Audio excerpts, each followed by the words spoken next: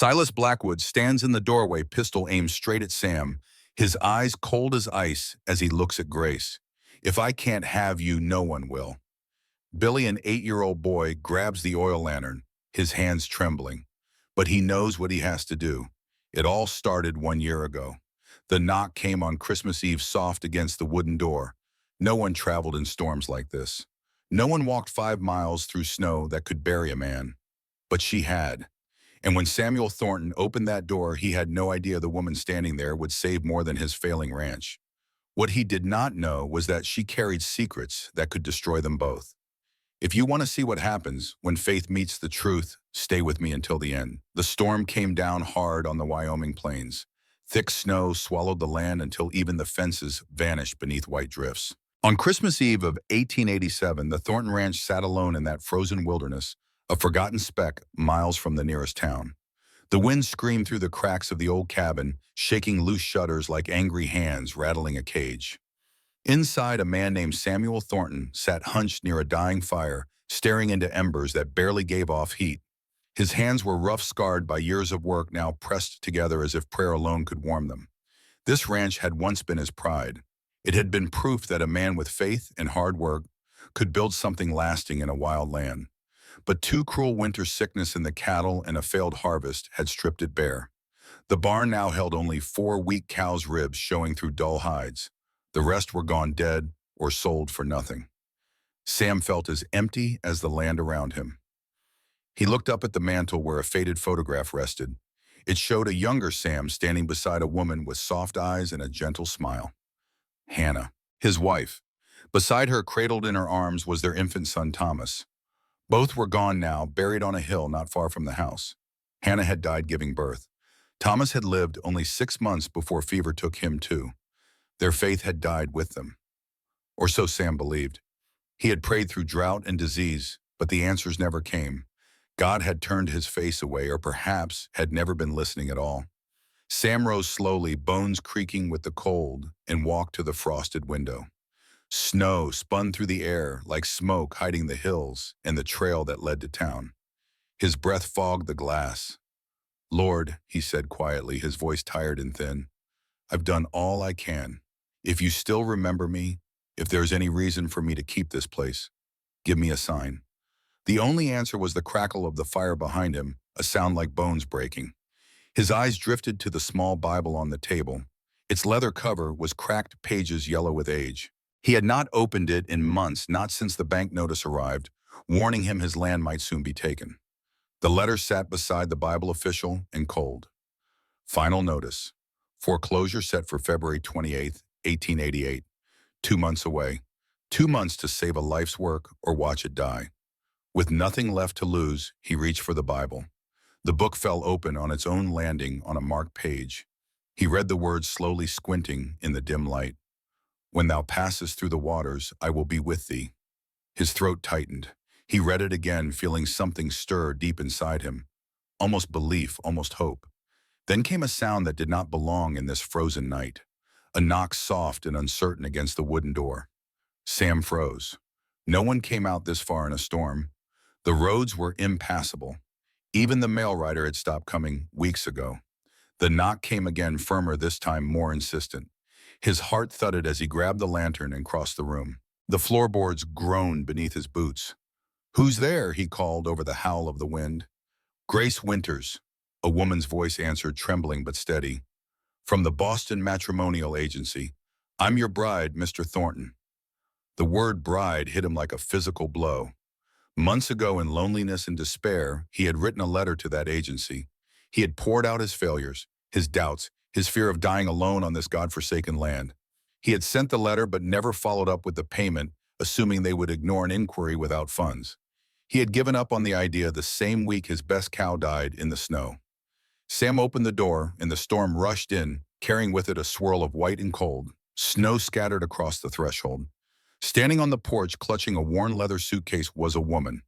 She wore a thin gray shawl and a bonnet dusted with frost. Her cheeks were red from cold, but her blue eyes met his without fear, without pleading. There was dignity in the way she stood, spine straight, despite the shivering. "You shouldn't be out in this," Sam said, pulling the door wider. Wind tore at his shirt, The pass is near impossible. I walked the last miles, she said, her voice catching on the cold air. The coach broke down. They said your ranch was just ahead. I was afraid I came too late.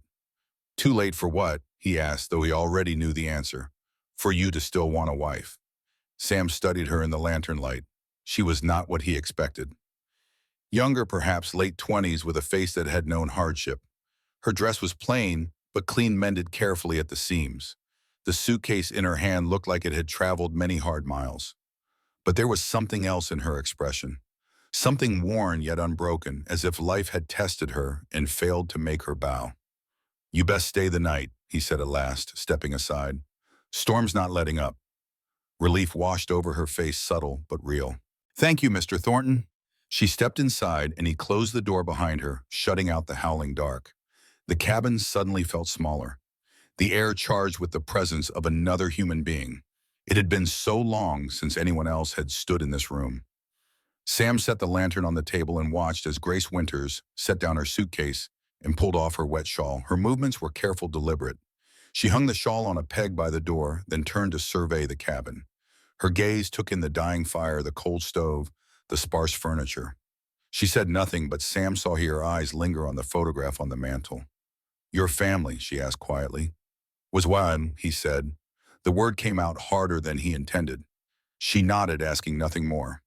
Instead, she moved to the fireplace and knelt before it. Sam watched, puzzled, as she began rekindling the flames with practiced hands. She added kindling from the stack beside the hearth, adjusting the logs until the fire began to grow, casting warmth and light back into the room. You've been letting the flame die, she said gently, not looking at him. I've been letting everything die, he muttered. She looked back at him, then her blue eyes sharp and seeing. Then maybe I came just in time. The wind howled outside, but the cabin felt warmer than it had in months. Sam did not know it yet, but the storm had brought more than snow. It had brought the beginning of an answer. Morning came quietly. The storm eased and pale sunlight crept through the shutters, painting stripes of gold across the rough wooden floor. Sam woke to a smell he had nearly forgotten. Food. Real food. The fire roared in the hearth and a skillet sizzled on the stove. Coffee steamed in a tin pot, filling the cabin with its rich, bitter scent. Grace stood at the stove, humming a hymn as she cooked. She had found his meager supplies, flour and a bit of salt pork, and turned them into something that smelled like hope. Sam sat up slowly on his bedroll, unsure if he was still dreaming. You're up early, he said, his voice rough from sleep. Old habit, she replied, not turning from the stove. I used to teach school. Mornings come easy. She had slept on the floor near the fire, he realized. He had offered her the bed, but she had refused, insisting she was fine with a blanket and the warmth of the hearth. Now she moved through his kitchen as if she had always been there, as if this were her home and not the house of a stranger. They ate together in silence. Before touching her food, Grace bowed her head and prayed, her lips moving softly, words too quiet for him to hear. Sam watched her, feeling something tight in his chest loosen just a fraction. When had he last prayed before a meal? When had he last felt grateful for bread? You came a long way, he said, finally breaking the silence. For a man who didn't send payment. The agency forwarded your letter to me before they knew about the payment, she said, meeting his eyes. I read it. You wrote about losing more than cattle, about losing faith. I wrote back saying I would come, that I would pay my own way if needed. But my letter must not have reached you before I left Kansas. He flushed, heat rising to his face. That was private. It was honest, she said. That's why I came. After breakfast, they walked to the barn. The snow glittered in the sunlight, blinding and beautiful. Inside the barn, the air was warmer but stale. The 4 cows huddled in their stalls, their breaths steaming in the cold. One lay weak in the straw, breathing hard, eyes glassy with fever. She's burning up, Grace said, kneeling beside the animal without hesitation. Her hands moved over the cow's body, checking its eyes, its mouth feeling along its ribs. Fever, Sam replied, standing back. Can't afford a vet. Grace placed her hand gently on the cow's head, stroking the coarse hair. Sometimes care goes further than money. Sam watched her in silence, surprised by her calm. She did not flinch from the smell or the grime. She touched the sick animal with tenderness, as if it mattered, as if its suffering was her own. Where had this woman learned such things? Later that day, they rode into town to register their marriage. Sam hitched the wagon and Grace climbed up beside him without complaint. The boy appeared just as they were about to leave. He came running from the direction of the neighboring property, a small figure in an oversized coat, face bruised and frightened. "Mr. Sam?" the boy called out, breathless. "Can I hide here?"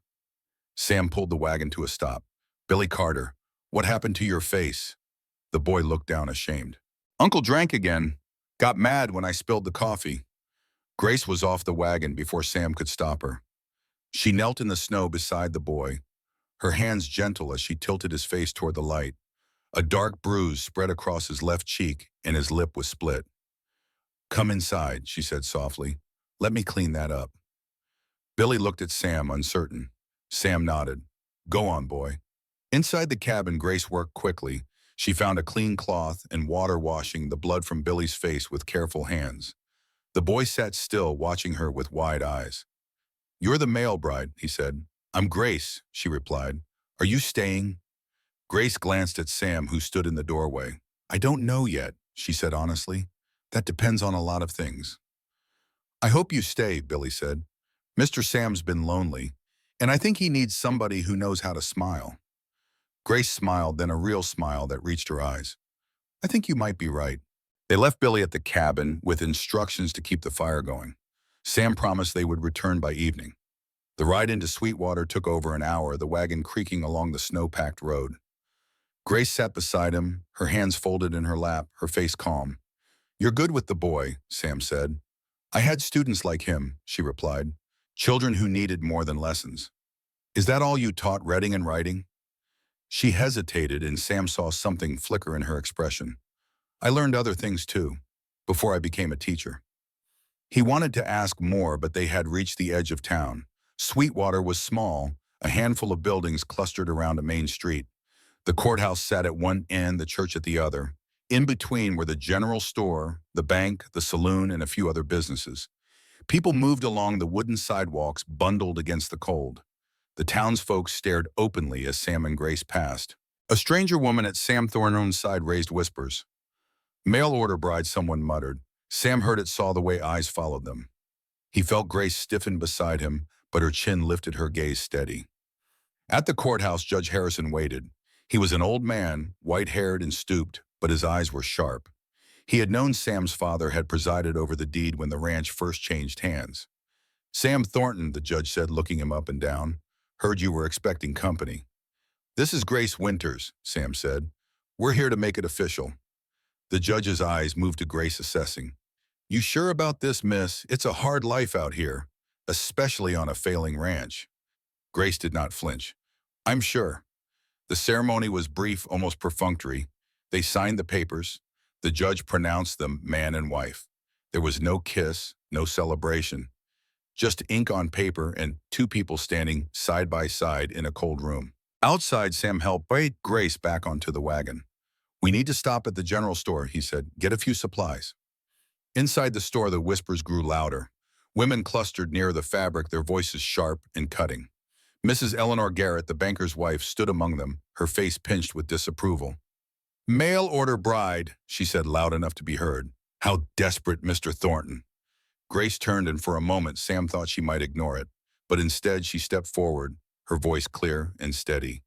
"Desperation teaches us who we are, Mrs. Garrett. I learned I'd rather start over than stay where I'm not valued." The women gasped. Mrs. Garrett's face turned red, but before she could reply, another voice cut through the tension. "Leave the girl be." An older woman stepped forward, Martha Higgins, a widow who lived on a small farm south of town. She was nearly 60, with steel-gray hair and a backbone like iron. "Fresh starts are hard enough without your venom," Martha said, looking at Mrs. Garrett with disdain. She turned to Grace and held out a small jar. "Honey, for that cough I hear in your chest." Grace took it, surprised. "Thank you." "Don't thank me yet. You'll earn your place here same as anyone, but at least you'll have a fair chance." Martha looked at Sam. "Your father was a good man. I'm betting you are too." Sam nodded, grateful beyond words. They finished their shopping quickly and left the store. The ride back to the ranch was quiet, but it was not an uncomfortable silence. Grace held the jar of honey carefully, as if it were something precious. "They'll talk," Sam said as the ranch came into view. But talk doesn't kill cattle or pay debts. If you can do what you showed me in that barn, we might survive this. Grace looked at him, really looked at him, and Sam felt something pass between them, understanding perhaps, or the beginning of trust. I didn't come to be kept, Mr. Thornton, she said. What did you come for? To build something that matters. They found Billy asleep by the fire when they returned. Grace covered him with a blanket and began preparing a simple supper. Sam watched her move through the cabin, this woman who was now his wife, in name if not in truth. She had brought nothing but a worn suitcase and a quiet strength. Yet somehow the cabin felt less empty, less cold. That night, after Billy had been sent home with a warning to be careful after Grace had made her bed near the fire, and Sam had retreated to his corner, he lay awake listening to the wind. He thought about the letter he had written months ago, the desperate plea of a man who had lost everything.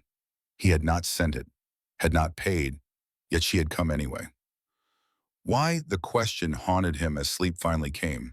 And in his dreams, he saw not the ghosts of his past, but a woman with blue eyes and steady hands kneeling beside a dying cow, whispering words of comfort he could not quite hear. The days that followed settled into a rhythm neither of them had expected. Each morning, Sam rose before dawn, stepping into the cold, while the sky was still dark and heavy. Behind him, the cabin no longer stayed silent. Grace was always awake first, kindling the fire, her movements quiet and sure. Soon the smell of warm bread or corn cakes filled the room, chasing away the bitter chill. The cabin that had felt like a tomb now carried sound and life. Floorboards creaked under two sets of footsteps. The low murmur of shared work softened the sharp edges of loneliness Sam had carried for years. He told himself it was only practical. Another pair of hands meant survival. But he found himself listening for her voice, for the way she hummed old hymns as she worked. Those songs drifted through the cabin like quiet prayers, warming him more than the fire ever could. One morning he found her in the barn, sleeves rolled up, skirt brushed with straw. She knelt beside the sick cow, rubbing something into its side. The sharp scent of pine and mint filled the air, mixing with the earthier smells of hay and animal warmth. "What's that you're using?" Sam asked, stepping closer. She looked up, startled for a moment, then smiled. "A tonic. I learned it years ago. It helps with fever." "You know a lot for a school teacher," he said, not unkindly. She paused, her hand stilling on the cow's rough hide. "I wasn't always a teacher. I worked with a doctor once. He taught me what he could. Said healing starts with care before anything else." Sam watched her work, her hands careful and calm, moving with the confidence of someone who had done this many times before. Something shifted inside him. He had spent months feeling helpless, watching his animals weaken while he could do nothing. Now here was this woman working as if the outcome still mattered, as if hope were not a foolish thing. "Where was this doctor?" he asked. "Kansas, Lawrence." Her voice went quiet. "He was good man. Dr. Edmund Hartwell. He took me in when I had nowhere else to go." "What happened to him?" "He died, stroke." She did not look up, and after that things got complicated. Sam wanted to press to ask more, but something in her posture told him to wait. There were stories here, wounds not yet ready to be exposed. He understood that. He had his own. That afternoon, Grace asked to accompany him into Sweetwater again. Sam hesitated. The town had not been kind during their last visit, but she insisted, saying she wanted to register herself properly, to let people see she was not hiding. The ride was quiet, the horses' hooves crunching over packed snow. As the town came into view, Sam noticed Grace straighten her shoulders, squaring herself as if preparing for battle. Inside the general store, heads turned. People whispered, some curious, some cruel. Sam felt his jaw tighten as he heard the muttered comments. "She won't last the winter. Too soft. Too strange." Grace pretended not to hear. She picked up a length of cloth, examining it with interest. "This would brighten the windows, don't you think?" she asked Sam, her voice steady. Her calm unsettled the whispers. It was harder to mock someone who refused to be diminished. When they left, Sam spoke low. "You shouldn't have to hear that." "People speak from fear," she said. "They don't recognize faith when it's still growing." That evening, as they unpacked the few supplies they had bought, Grace stood by the window, staring out at the moonlit pasture. Sam sensed something heavy in her silence, a weight she had been carrying since they entered town. "You don't talk much about Kansas," he said gently. She gripped the windowsill, her knuckles white. "I left because I had to. There was a man there who thought he owned everything, including people. Sam's hands clenched at his sides. You walked into a blizzard to escape that. I walked into it to start over, she said, turning to face him. Your letter spoke of loss without bitterness. I knew a man who still prayed through doubt wasn't truly lost. Sam looked away, shame and gratitude mixing in his chest. Then maybe you believe enough for both of us. Later that night, he found her asleep near the fire, her Bible open beside her. The pages were worn, marked with underlined passages. He read the words she had been studying before sleep took her. They spoke of new beginnings, of strangers becoming family, of wilderness blooming. As the weeks passed, Grace's quiet work began to show results. The cows stood steadier. The one that Sam had nearly given up on began to feed again, its eyes brighter, its breathing easier. Grace had found moldy hay hidden at the bottom of the storage shed and insisted they burn it. She patched leaks in the barn roof with burlap and tar humming softly as she worked. You'll wear yourself out, Sam warned one morning. I've been tired before, she replied. This kind of tired feels right. Word began to spread beyond the ranch. A neighbor stopped by with a sick mule. Grace hesitated, then helped, her hands gentle and sure. Another came with a fevered dog. She never asked for payment. People brought what they could instead. Flower nails, a plank of wood. Small gifts, but they meant something more. Acceptance, grudging perhaps, but real. The ranch began to change, not quickly but steady, like a wound slowly healing. Sam noticed it in small ways. The barn smelled cleaner. The animals responded better. Even the land itself seemed less harsh, as if responding to the care being poured into it. One Sunday, Sam made a decision. They would go to church together. It had been nearly 2 years since he had stepped inside that building. 2 years since he had sat in the pew where his father once sat, where he and Hannah had exchanged vows. The thought of returning filled him with dread, but Grace deserved to be seen to be part of the community if she chose. Billy came with them. The boy had started spending more time at the ranch, especially when his uncle's drinking grew worse. Grace had taken to teaching him his letters in the evenings, patient and kind.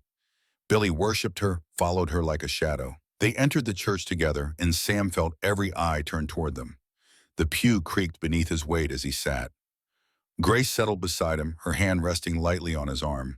A simple touch, but it steadied him. Pastor Joshua Reynolds stood at the pulpit, white-haired and wise. His sermon that morning spoke of renewal of grace found after despair. The words settled deep in Sam's chest, and he wondered if the pastor had chosen them deliberately. Sometimes God sends answers we don't recognize, Pastor Reynolds said, his voice carrying through the small church. Sometimes the blessing comes disguised as struggle. Sometimes salvation wears a stranger's face. After the service, a farmer named Jenkins approached. He was a hard man, weathered by years of trying to coax life from reluctant soil. Mrs. Thornton, he said, addressing Grace directly, I heard you helped Martha Higgins with her horse. Would you look at mine? He's been limping for days. Grace glanced at Sam. He nodded. This was her choice to make. I'll do what I can, she said. At Jenkins' farm, she examined the horse with the same careful attention she gave to everything. She found an abscess in the hoof, hidden and painful. She worked patiently, explaining what she was doing, teaching Jenkins how to prevent it from happening again. Where'd you learn this? Jenkins asked, his skepticism fading. A good man taught me, Grace replied, before I had to leave. She paused, seeming to choose her words carefully. Dr. Edmund Hartwell in Lawrence, Kansas. He took me in after my first husband died, trained me to assist him. He was kind, brilliant, like the father I never had. Her voice softened with grief. He died of a stroke 3 years ago. That's when everything fell apart. Jenkins studied her, then nodded slowly. You got a gift, ma'am. More people came after that. Word of mouth in a small town travels fast. Grace helped where she could, never asking for money, always offering knowledge alongside her care. The community began to shift slowly, like ice melting under spring's sun. But not everyone was pleased. Thomas Garrett, the banker, watched with cold eyes as Grace's reputation grew. He was a man who measured worth in dollars and property, and he did not like what he saw. A woman, especially one with questionable origins, gaining influence in his town, unsettled him. One afternoon, Garrett cornered Sam outside the feed store. Your wife is making waves, Thornton, he said, his voice low and sharp. She's helping people, Sam replied. She's making us look bad, making us all look bad for doubting her. Then maybe you were wrong. Garrett's eyes narrowed. Or maybe we just haven't found the truth yet. The threat was clear. Sam felt anger rise in his chest, but he pushed it down. You got something to say, Garrett, say it plain. Just that loans come due, and the bank doesn't extend favors to people who harbor criminals. What are you talking about? Ask your wife about Kansas. Garrett smiled cold and thin. Ask her what she's really running from. He walked away, leaving Sam standing in the street, doubt creeping into his mind like frost. That night over supper, he watched Grace move around the cabin. She had become part of the rhythm of his life so quickly, so completely. Could she be hiding something dangerous, something that would bring trouble to them both? He decided to ask, not out of suspicion, but out of need. If they were to survive this, whatever this was, they needed truth between them. Grace, he said after Billy had gone home, Garrett said something today about Kansas. She stiffened her back to him. What did he say? That you're running from something, that you're hiding. She turned slowly, her face pale but composed. I am running, I told you that. But from what exactly? She sat down across from him, her hands folded on the table. There was a man, Silas Blackwood. He was rich, powerful. When Dr. Hartwell died, Silas claimed I owed him money, debts the doctor supposedly left. He offered to forgive everything if I married him.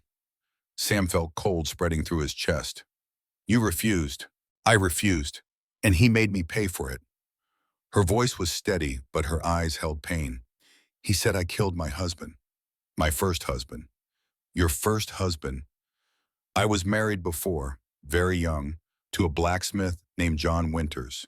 He drank. He was cruel. She met Sam's eyes without flinching. He died falling off his horse, drunk. But Silas spread rumors that I poisoned him, created a scandal, had me run out of town. Did you? Sam had to ask, though he already knew the answer. No, Yem. The word was firm, final. But try proving your innocence when the richest man in 3 counties wants you destroyed. Sam reached across the table, covering her hand with his. I believe you. Her eyes widened, tears threatening. Why, boss?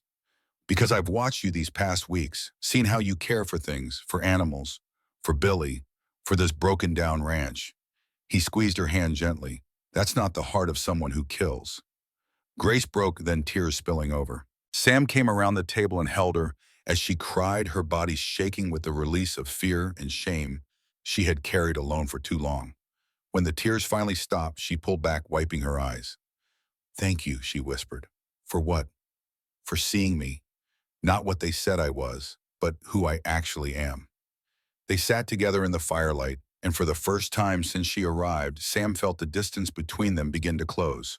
Not a race, not yet, but narrowing, like 2 people on opposite sides of a river, finally seeing a bridge.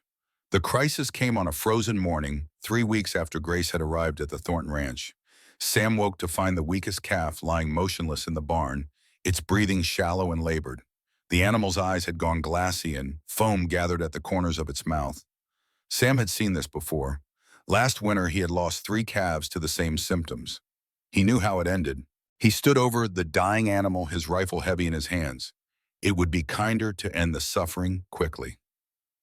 Merciful, but his finger would not pull the trigger. Not yet. Grace found him there, standing in the coal barn with the gun at his side. She took one look at the calf and knelt beside it without hesitation. Don't, Sam said, his voice rough. It's too far gone. Give me 2 days, Grace replied, not looking up. It's suffering. Then let me try to end that suffering without ending its life. Sam wanted to argue, to tell her it was pointless, that nature took what nature wanted and no amount of hope could change that. But something in the set of her shoulders, the quiet determination in her voice, stopped him. He lowered the rifle. 2 days, he said, then we do what needs doing. Grace worked through that first day with a focus that bordered on obsession. She set up what she called a clinic in the corner of the barn, laying out clean straw and blankets. She mixed herbs whose names Sam did not know, grinding them with water into thick pastes. Comfrey, root, willow bark, garlic. The smells were sharp and medicinal, cutting through the earthier sense of hay and animal warmth. She tube-fed the calf every hour, her hands gentle but firm. When the animal tried to resist, she whispered to it in a voice so soft Sam could barely hear. Not words of comfort exactly, but something deeper. a kind of covenant between healer and patient. I will not give up on you if you do not give up on yourself. Billy appeared at midday, having run all the way from his uncle's property.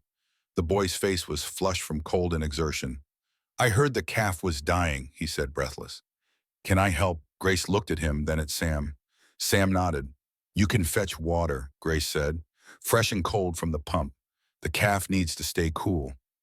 Billy threw himself into the work with the earnestness of a child desperate to be useful. He ran back and forth from the pump arms, straining under the weight of the buckets. Grace showed him how to wet the cloths and lay them gently over the calf's body, how to check for fever by feeling the inside of its ears. That night, none of them left the barn. Grace refused to sleep.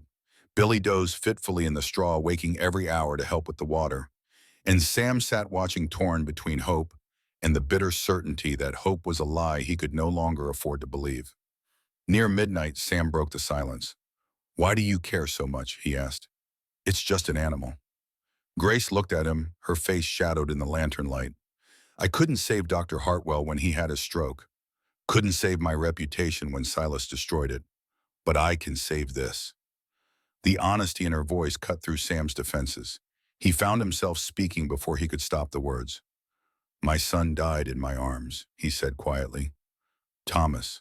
Fever took him in 3 days. I prayed every hour. Bargained with God, offered him anything. His voice broke. He died anyway. I felt his last breath against my chest. Grace set down the medicine she had been preparing and moved to sit beside him. You didn't deserve that. Neither did you deserve what Silas did, or what your husband did before that. They sat in silence for a long moment, two broken people in a coal barn keeping vigil over a dying calf. Then Grace spoke again. Maybe God's answers don't always look like we expect.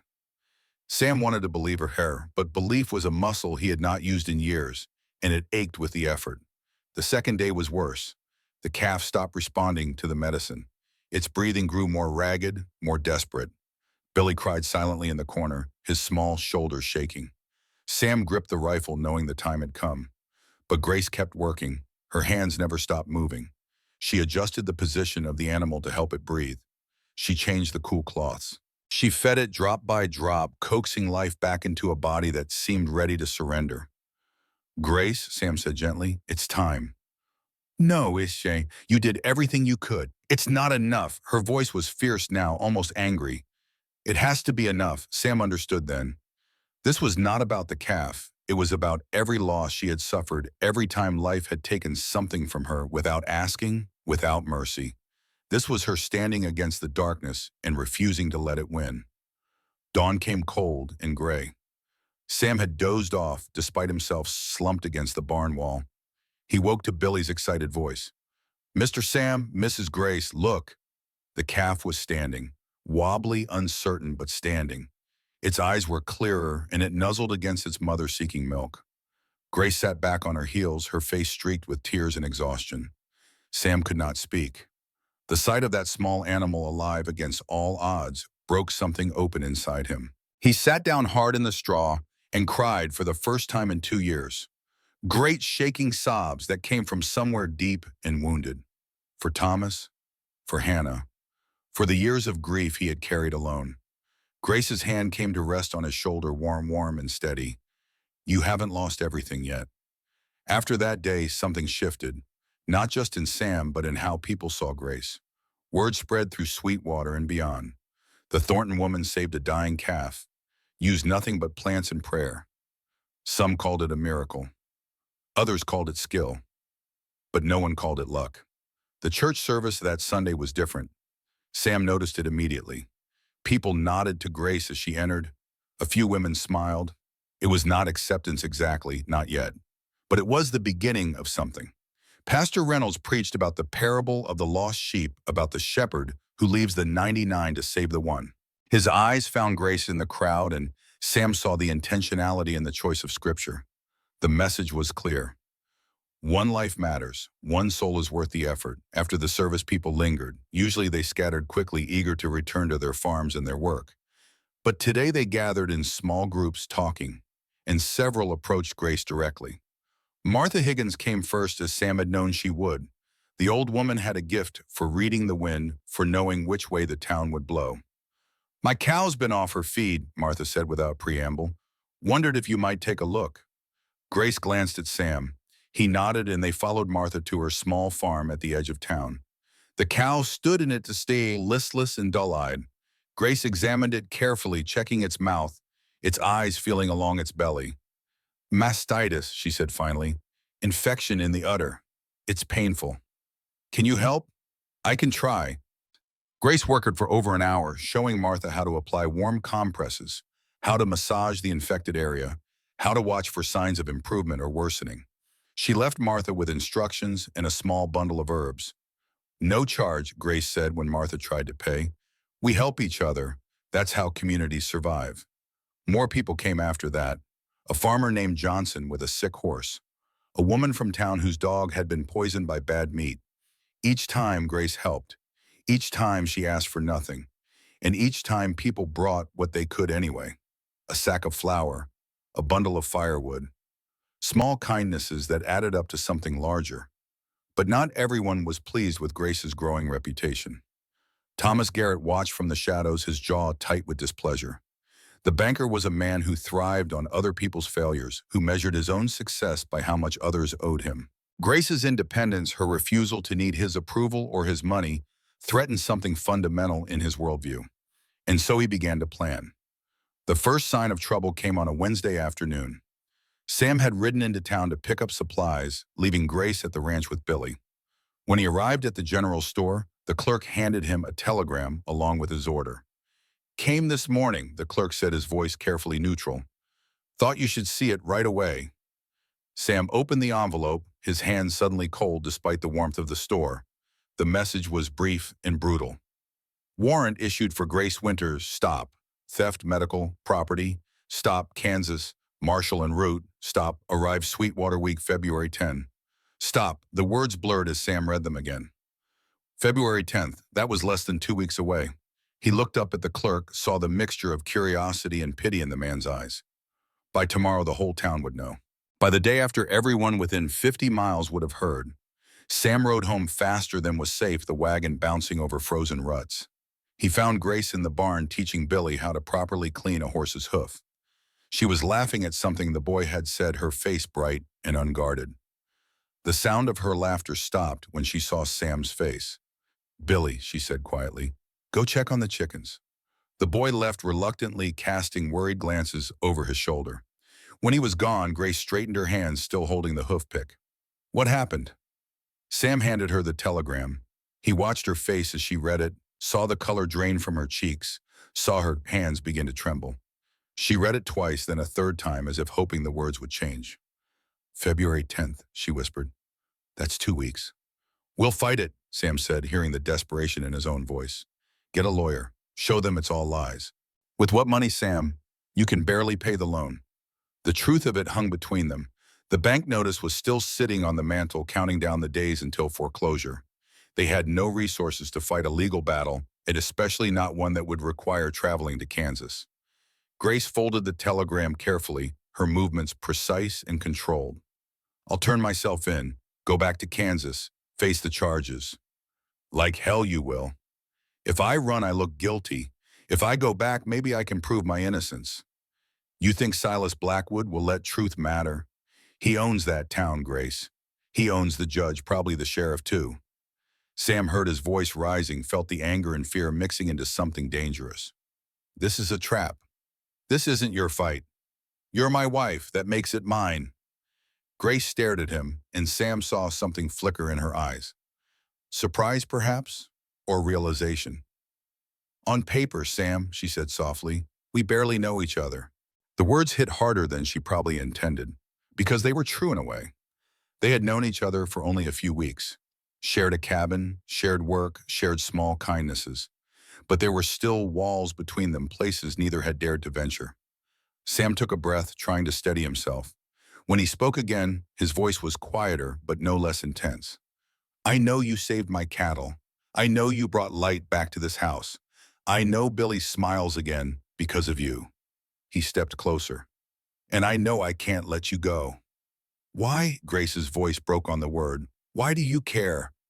Because when my son died, I cursed God. When this ranch failed, I gave up. But you walked into that storm and you didn't quit. He reached out his hand, hovering near her face, but not quite touching. You make me believe again. You make me feel alive.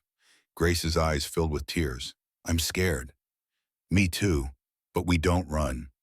What do? We fight together. A sound from the loft made them both turn.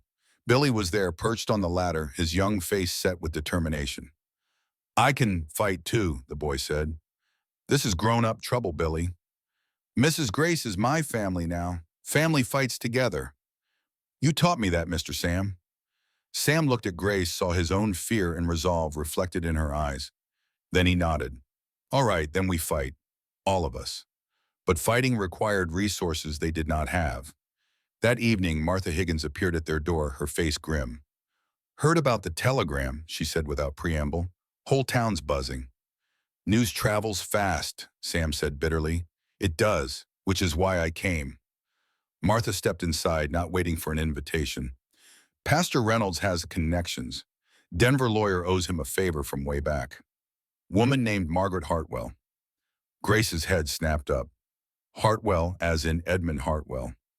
His sister. She practices law in Colorado. Reynolds already sent word. She's coming. Hope flared in Sam's chest, but he forced it down. Hope was dangerous. Hope led to disappointment. When should be here within the week, maybe sooner if the roads stay clear. 3 days later, trouble arrived from a different direction.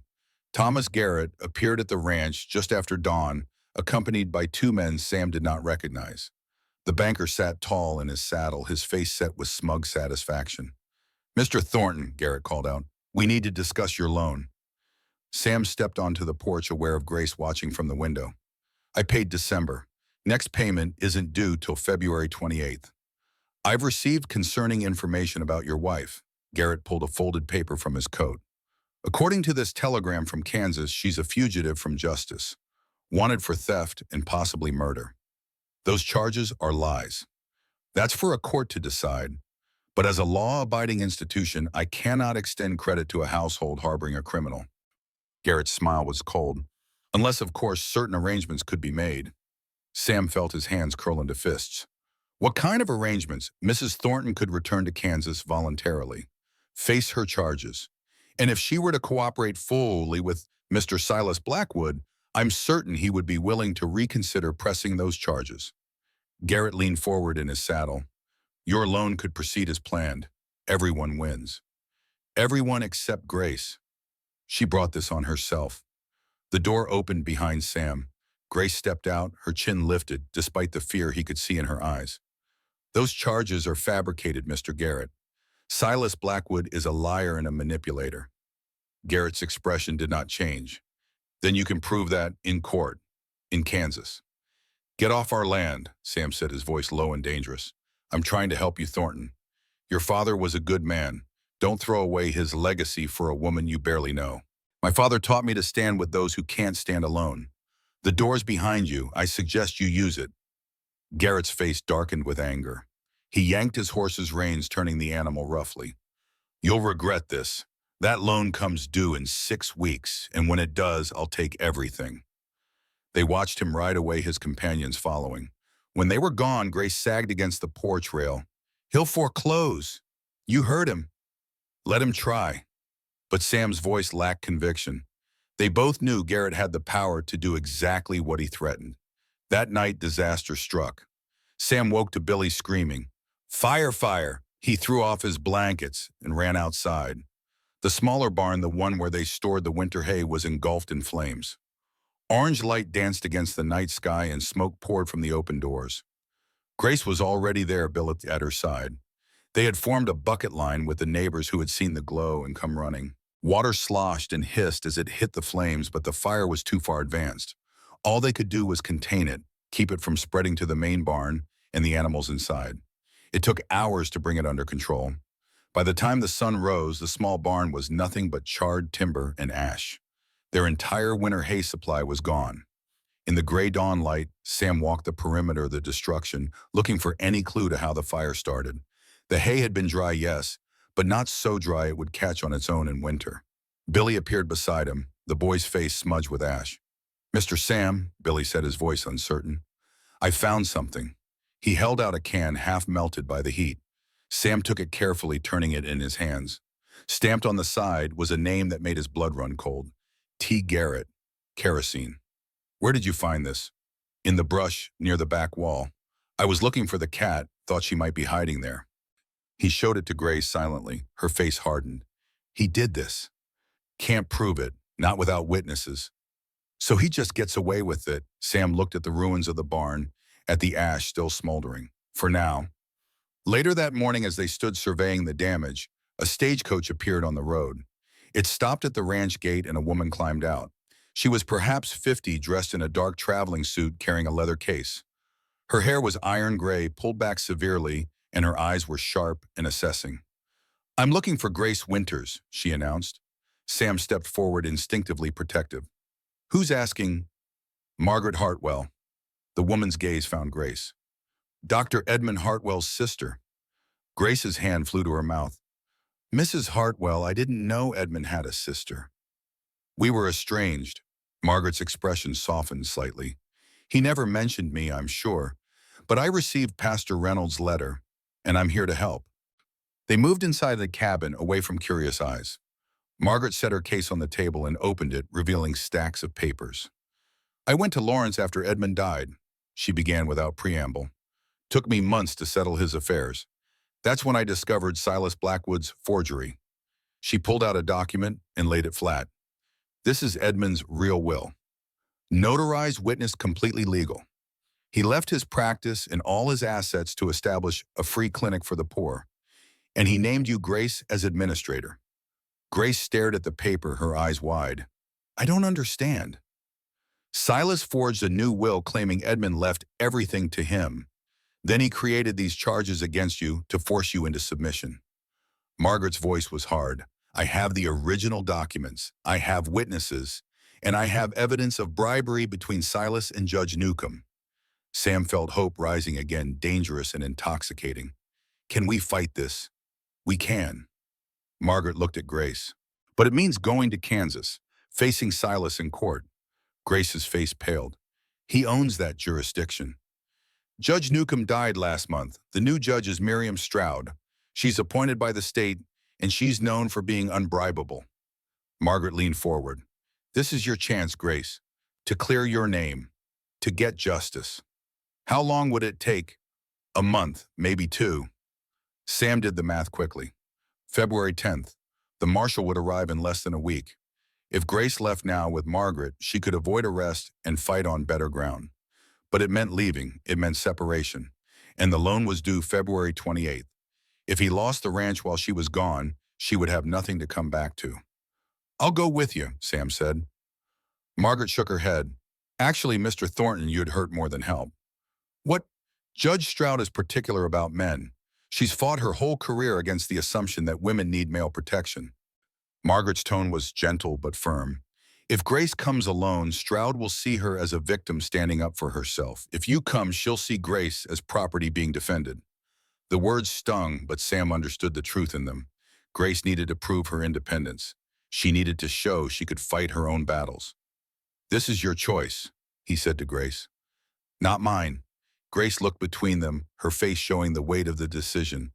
"If I go and I lose, then we figure out the next step," Sam said, "together." "You'd really wait for me." Sam took her hands in his, feeling the calluses that had formed from weeks of hard work. "I'd wait a lifetime." The words hung in the air between them, heavy with meaning. Neither of them had fully acknowledged until now. Then Grace rose onto her toes and kissed him. It was brief, chaste, a brush of lips that nonetheless sent heat through Sam's entire body. "Come back to me," he whispered against her mouth. "I will. I promise." Billy cried when Grace told him she was leaving. The boy clung to her, his face pressed against her skirt. "Don't go, Mrs. Grace." She knelt down to his level, her hands gentle on his shoulders. "I have to, sweetheart, but I'll come back." "You promise." "I promise, and I keep my promises." The next morning, Margaret's carriage stood ready. Sam helped Grace pack her small bag, tucking his mother's silver locket among her things. "So you remember you have a home," he said. Grace's fingers closed around the locket. Her eyes were bright with unshed tears. I'll remember. They stood together in the cold dawn and Sam memorized her face. The curve of her cheek, the exact blue of her eyes, the way her hair caught the early light. He did not know when he had started loving her. Perhaps it had been gradual, building slowly over weeks. Or perhaps it had been instant that first night when she walked out of the storm. But he loved her now completely and terrifyingly, and he had to let her go. The carriage pulled away, wheels crunching over frozen ground. Sam and Billy stood watching until it disappeared over the hill. The ranch felt emptier than it had even before Grace arrived, because now he knew what it was like to have life in these walls, and the absence of it was unbearable. She'll come back, won't she? Billy asked, his voice small. Sam put his hand on the boy's shoulder.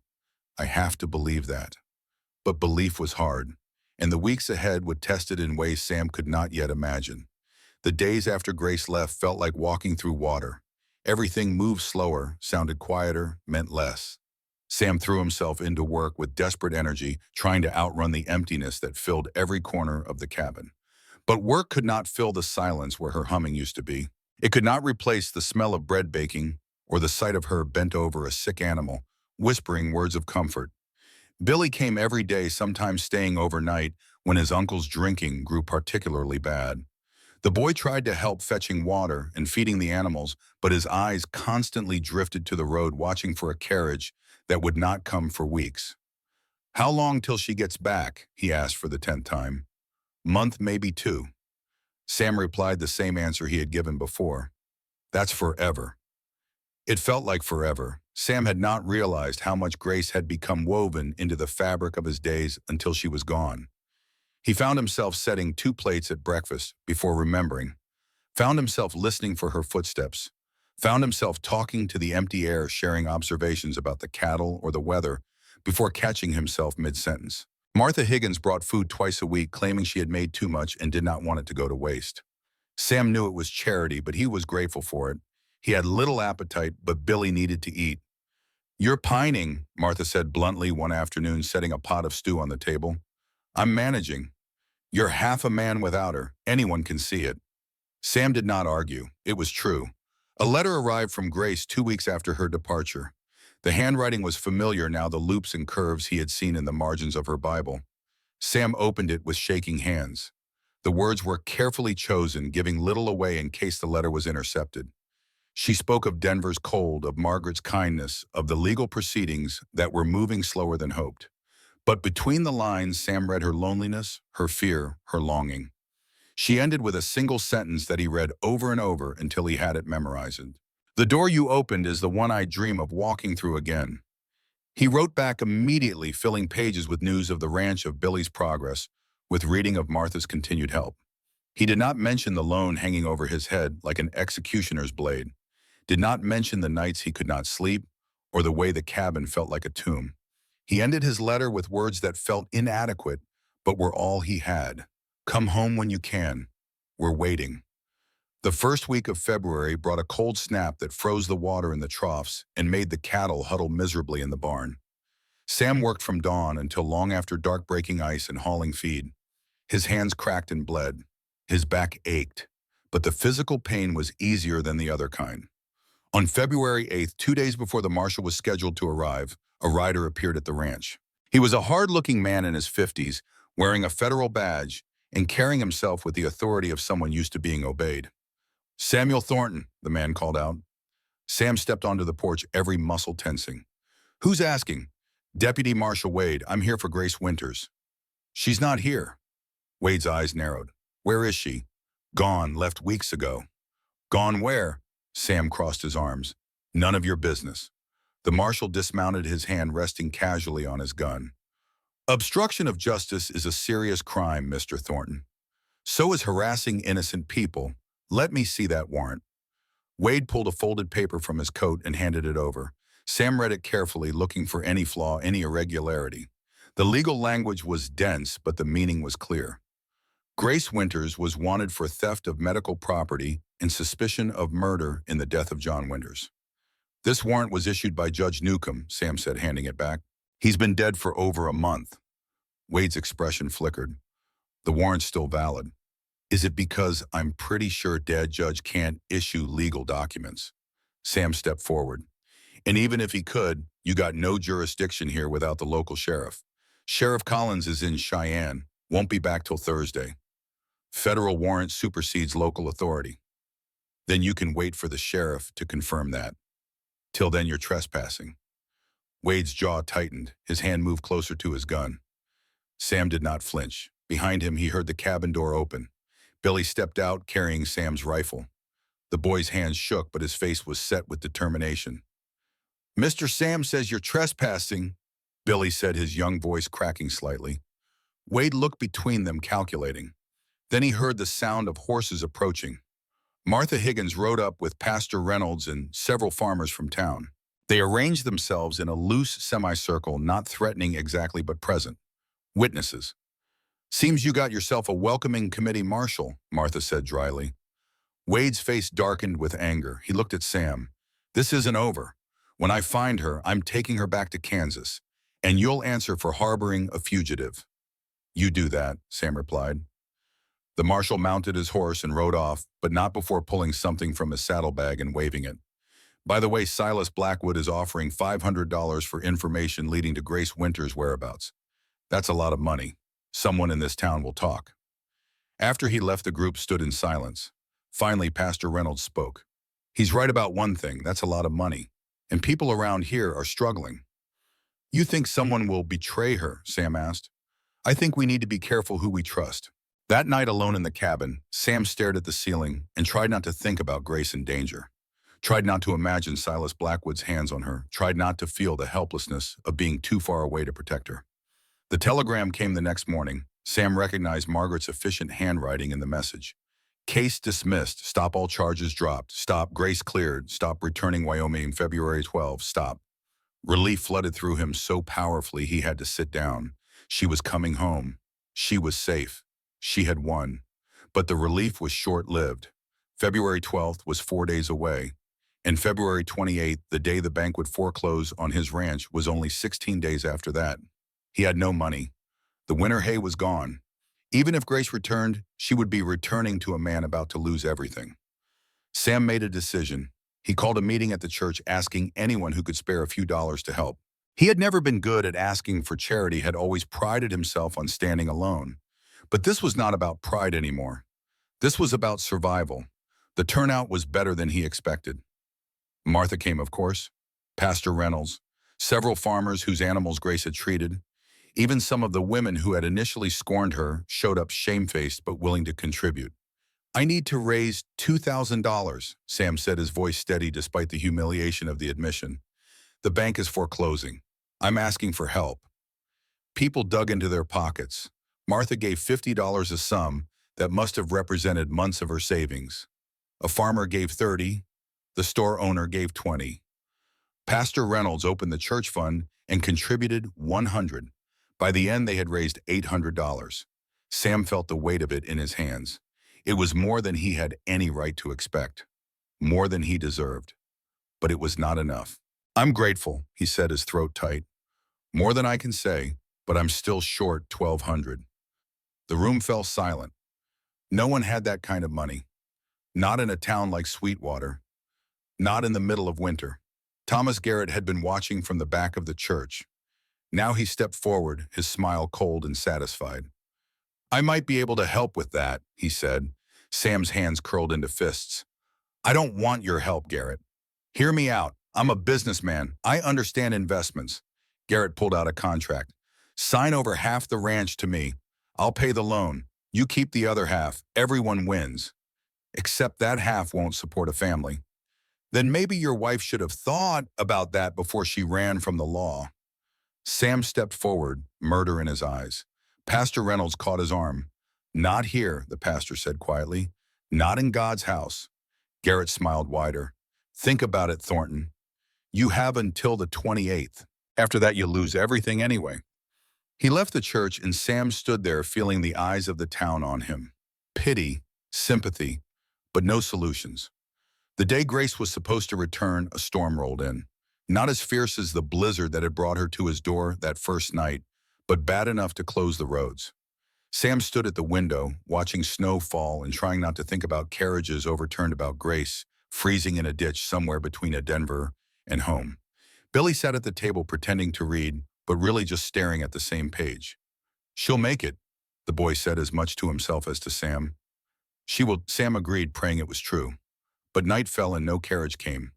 Sam paced the cabin like a caged animal. He built up the fire, prepared food she might want when she arrived, checked the road every few minutes. Nothing. He was about to give up and try to sleep when Billy called out from the window. "Someone's coming." We rushed to look. Through the swirling snow, he could just make out a figure on foot struggling through the drifts. Whoever it was carried a small bag and moved with exhausted determination. Sam grabbed his coat and ran outside. The cold hit him like a fist, but he barely noticed. He ran toward the figure, his boots sinking into snow with every step. It was Grace. She looked up as he approached her, face pale with cold and exhaustion. Snow clung to her hair and clothes. She had walked, he realized. Walked miles through a storm to get home. "I came back," she said, her voice barely audible over the wind.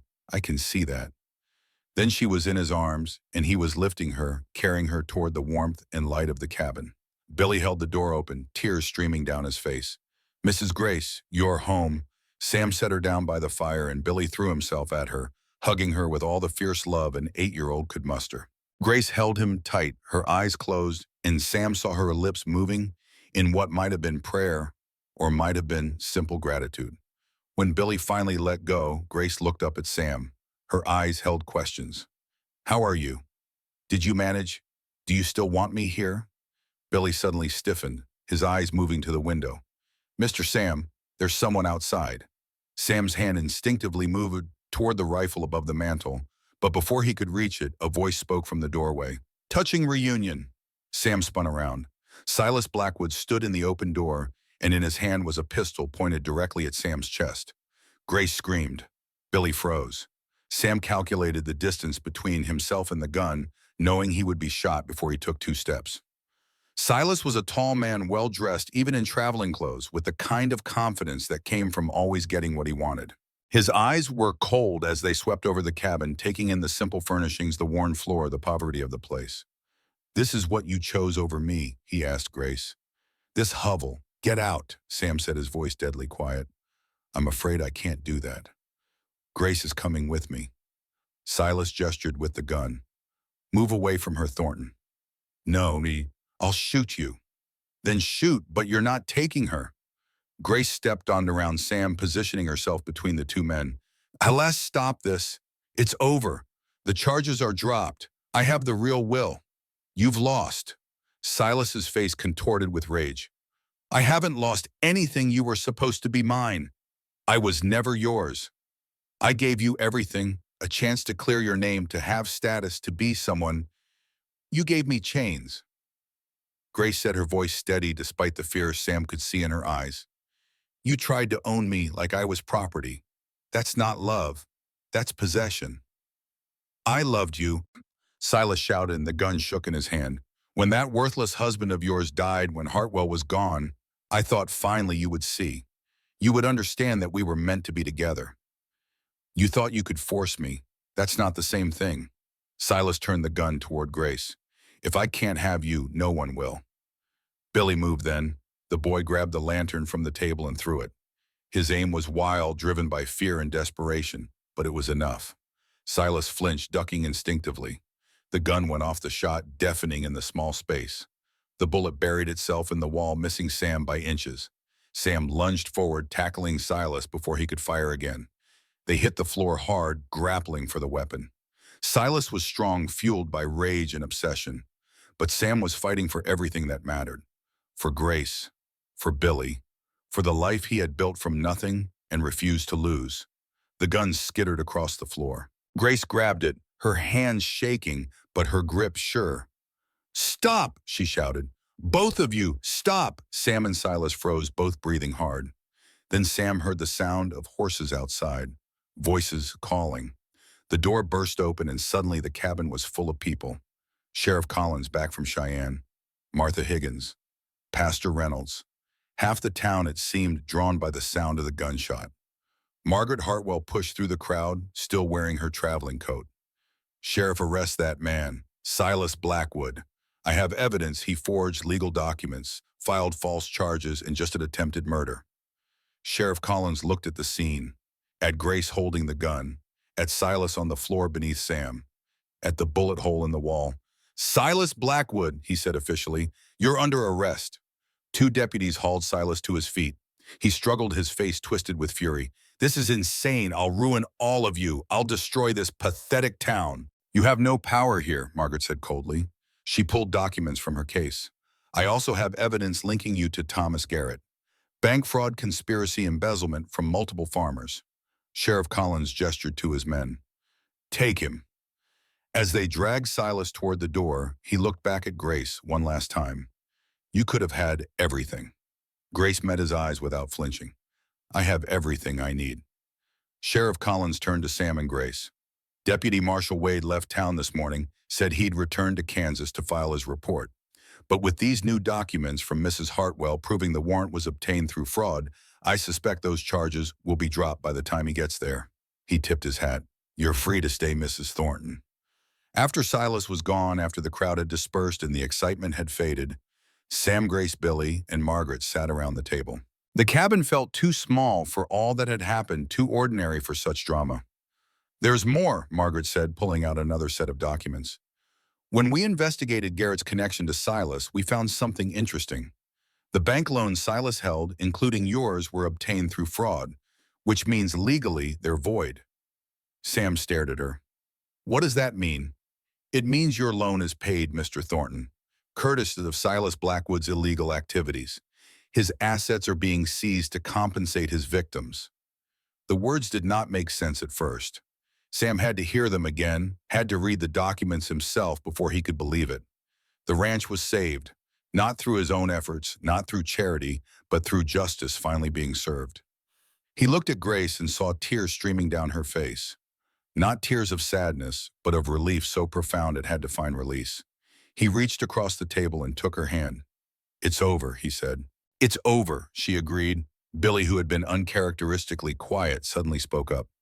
Does this mean we're keeping the ranch? Does this mean we're staying together? Yeah, buddy, Sam said, his voice rough with emotion. We're staying together. The town's reaction to Silas's arrest and Garrett's downfall was swift and decisive. There was shame, yes, for having doubted Grace, for having given credence to lies. But there was also celebration. A corrupt banker and his criminal partner had been removed. Justice had prevailed. The following Sunday, Pastor Reynolds devoted his entire sermon to the topic of redemption. Not the theological kind, though that was present too, but the earthly kind. The redemption of reputation through character. The redemption of community through truth. After the service, people approached Grace with apologies. Mrs. Eleanor Garrett, now a widow facing her own uncertain future, as her husband awaited trial, came with tears in her eyes. I was cruel to you, she said simply. I'm sorry. Grace took her hand. Fresh starts are for everyone, not just me. In the weeks that followed, life settled into a new rhythm. The ranch began to thrive in ways Sam had not thought possible. People came from surrounding counties asking Grace to look at their animals to teach them her skills. She started holding informal classes in the barn, showing women how to recognize illness, how to treat common ailments, how to save lives with knowledge instead of just prayer. Billy flourished. With the threat of his uncle's abuse removed after the sheriff had a serious conversation with the man about how he treated his nephew, the boy bloomed like a spring flower. He helped Grace with her teaching, helped Sam with the cattle, and slowly became the son Sam had thought he would never have again. But there was still something unfinished between Sam and Grace. They were married on paper, had fought together, had built a life together. But the marriage had been one of convenience, of necessity, never of choice. One evening in late November, Sam made a decision. He found Grace in the barn checking on a mare about to foal. Grace, he said, I have something to ask you. She looked up, her hands gentle on the horse's neck. What is it? We got married in a courthouse. Quick and cold. No celebration. No choice really for either of us. He took a breath. I'd like to do it again. Properly this time. With the town watching. With you choosing it because you want to, not because you have to. Grace's eyes widened. Are you asking me to marry you again? I'm asking if you'll let me love you the way you deserve, out loud, in front of everyone. He stepped closer. I'm asking if you'll build this life with me, not because you're running from something, but because you're running towards something. Toward what? Toward us. She smiled then, and it was like sunrise. Yes, I'll marry you again. As many times as you want. They set the date for Christmas Eve, exactly 1 year after Grace had first knocked on his door. Pastor Reynolds agreed to perform the ceremony, and the whole town was invited. The preparations became a community effort. Martha organized the food. The women of the town sewed Grace a proper wedding dress. The men helped Sam expand the barn to hold everyone. Christmas Eve arrived with clear skies and temperatures just cold enough to make the world feel clean and new. The barn had been transformed. Candles hung from the rafters. Pine boughs decorated the stalls. Every surface gleamed with care and attention. Grace stood in the cabin, looking at herself in the small mirror. The dress was simple but beautiful cream-colored wool with delicate embroidery at the cuffs. Martha had lent her a veil that had belonged to her own mother. You ready? Martha asked, adjusting the veil. I've been ready since the day I arrived, Grace replied. The ceremony was everything the first one had not been. The barn was packed with people, their faces warm with genuine happiness. Billy stood beside Sam as ring bearer, so proud he looked like he might burst. Margaret Hartwell had stayed for the occasion, sitting in the front row with tears in her eyes. Pastor Reynolds stood before them, his weathered face gentle with understanding. We gathered today to witness a miracle, he began. Not the kind written about in Scripture, though those are real too, but the everyday kind, the kind where two broken people find each other in a storm and decide to build something new. He looked at Grace and Sam. Samuel Thornton, Grace Winters Thornton, you have walked a hard road to get here, loss, betrayal, fear, but you walked it together. And in doing so, you showed this community what faith really looks like. Not the absence of doubt, but the choice to keep going despite it. Sam took Grace's hands in his. They had written their own vows, this time words that came from the heart instead of from legal obligation. A year ago, Grace said, her voice clear, despite the emotion in her eyes. I knocked on a door in a storm. I was running from my past, terrified of my future. But you saw me, not what I was fleeing from, but who I could become. She squeezed his hands. You gave me not just shelter, but a home. Not just safety, but love. I promise to stand with you through every storm, to be your partner, your friend, your wife, for all my days. Sam's voice was rougher, harder to control. A year ago, I prayed for a sign. I thought God had forgotten me, but he sent you. Fierce, brave, beautiful. He had to pause, blinking back tears. You saved more than cattle. You saved me. You showed me that endings can be beginnings. That faith isn't about having answers, but trusting the journey. He lifted her hands to his lips. I promise to love you, protect you, and grow old beside you. For all my days. Pastor Reynolds smiled. Then by the power vested in me, and in the sight of God and this community, I pronounce you husband and wife, again, for real this time. Sam kissed her then, and the barn erupted in cheers and applause. Billy whistled loudly. Martha wiped tears from her eyes. And Grace smiled against Sam's mouth, a smile of pure joy and belonging. The celebration lasted hours. There was music and dancing, and more food than Sam had seen in years. People told stories, shared laughter, and welcomed Grace into the community, not as an outsider or a scandal, but as one of their own. As the evening wound down and guests began to leave, Sam and Grace slipped away to the cabin porch. The night was clear and cold stars scattered across the sky like diamonds on black velvet. Do you ever think about that first night? Grace asked, leaning against him. Every day.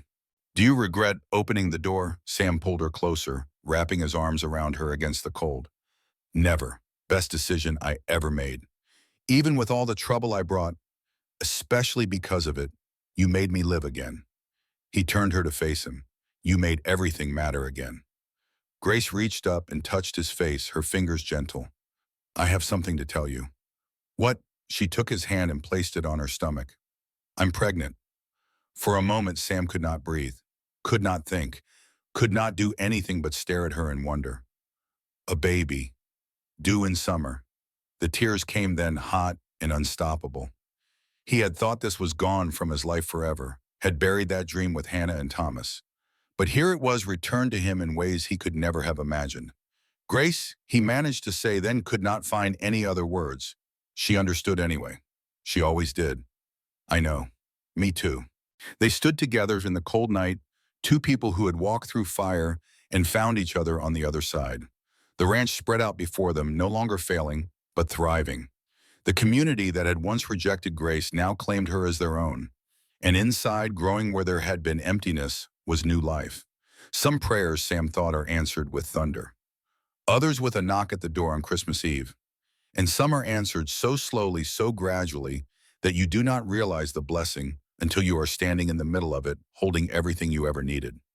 The months that followed brought changes both expected and surprising. Spring arrived with the birth of twin calves, healthy and strong. Grace's belly grew round with the baby. Billy shot up 3 inches and started helping with the heavier work around the ranch. Margaret Hartwell returned to Denver, but wrote regularly.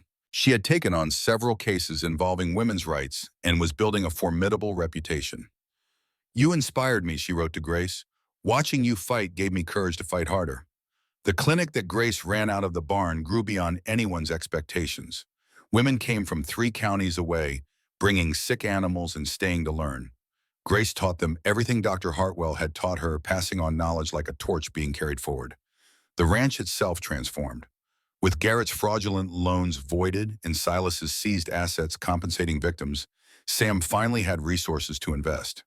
He bought good breeding stock, repaired buildings, hired help during busy seasons. The Thornton Ranch became known for quality cattle and fair dealing. But more than that, it became known as a place where second chances were real, where outcasts could find belonging, where the broken could be made whole. One warm summer evening, as the sun set gold and crimson over the plains, Grace went into labor. Martha and 2 other women who had trained as midwives attended her. Sam paced outside the cabin, Billy keeping him company. The boy had grown protective of Grace, treating her pregnancy like something precious and fragile. "She'll be fine," Billy assured him, though the boy's own face was pale with worry. "I know," Sam said, not knowing at all. Memories of Hannah's screams of blood that would not stop haunted him. He had lost a wife in childbirth before. The thought of losing Grace the same way made his chest tight with terror. Hours passed, the sun set, stars came out, and then finally a baby's cry pierced the night. Martha appeared in the doorway, her face bright with joy. "You have a daughter, Sam, and she's perfect." Sam ran inside. Grace lay in the bed, exhausted but radiant, holding a tiny bundle wrapped in clean blankets. The baby had a shock of dark hair and eyes that would probably turn the same blue as her mother's. "Meet Hannah Grace," Grace said softly. "Named for those who came before and those who saved us." Sam touched his daughter's tiny hand, felt her fingers wrap around his thumb with surprising strength. This child, this miracle, was the final piece of the redemption story. Not just his redemption or Grace's, but the redemption of hope itself. Billy crept into the room, his eyes wide with wonder. "Can I hold her?" Grace nodded, and Sam carefully transferred the baby to Billy's arms. The boy sat down very seriously, cradling his new sister with the kind of care usually reserved for the most precious things. "I'll protect her," Billy said solemnly. "Always." "I know you will," Grace replied. The seasons turned. Baby Hannah grew strong and healthy, her laughter filling the cabin that had once held only grief. Billy started school in town, but came home every evening to help with chores and play with his sister. Grace's clinic expanded, and she began training apprentices, young women who wanted to learn veterinary medicine. On Christmas Eve of 1889, 2 years after Grace had first arrived, they held another celebration. But this time it was not a wedding, it was a dedication. Sam and Grace stood before the newly painted sign that hung at the ranch entrance. Hope Haven, Thornton Ranch and Veterinary Clinic. "It's perfect," Grace said, her hand in Sam's baby. Hannah asleep in a sling against her chest. The name had been Billy's idea. Hope for what Grace had brought. Haven for what they had built together. A place where broken things could heal and lost things could be found. That evening, as snow began to fall gently over the Wyoming plains, a knock came at the door. Sam opened it to find a young woman standing there, thin and frightened, carrying a worn suitcase. She looked up at him with desperate eyes. "I heard there's a place here for women who need a fresh start," she said. Sam looked back at Grace, saw her nod. Then he stepped on, opening the door wider. "Come in," he said. "Storm's getting worse." The woman stepped inside and Sam closed the door against the cold. The cabin was warm with firelight. Hannah slept peacefully. Billy was reading in the corner. Grace moved to put the kettle on for tea. It was a scene that would repeat itself over the years. Other lost women finding their way to Hope Haven. Other stories of redemption beginning with a knock at the door. Because that was what happened when broken people chose to build instead of break. They created places where others could heal too. Later that night, after their guest had been settled and the house was quiet, Sam and Grace stood at their bedroom window, looking out at the snow-covered land. "Do you ever think about that first night?" Grace asked a question that had become a tradition between them. "Every day," Sam replied, pulling her close. "Any regrets?" "Not a single one." Grace leaned her head against his shoulder. "Neither do I." They stood together in comfortable silence, watching snow fall over the ranch that had nearly died but now thrived. The land that had been a burden was now a legacy. The cabin that had been a prison was now a home. Some prayers are answered with thunder sweeping in fast and undeniable. Others are answered with whispers so quiet you might miss them if you are not listening. And some are answered with a knock at the door on Christmas Eve, bringing not just a person, but a possibility. The possibility that endings can be beginnings, that the broken can be made whole, that faith when tested in fire emerges not as ash, but as gold. Grace Winters had walked into a blizzard to escape her past. She had found a dying ranch, a broken man, and a community that did not trust her. But she had also found something else: purpose, belonging, love that was earned through shared struggle and proven through time. 1 year later, she stood in the same spot, no longer running, no longer afraid. The storm had brought her to Samuel Thornton's door. Love had given her reason to stay. And faith, the kind built through trials and nurtured through storms, had made this her home. In the years to come, Hope Haven would grow beyond anything they imagined that first night.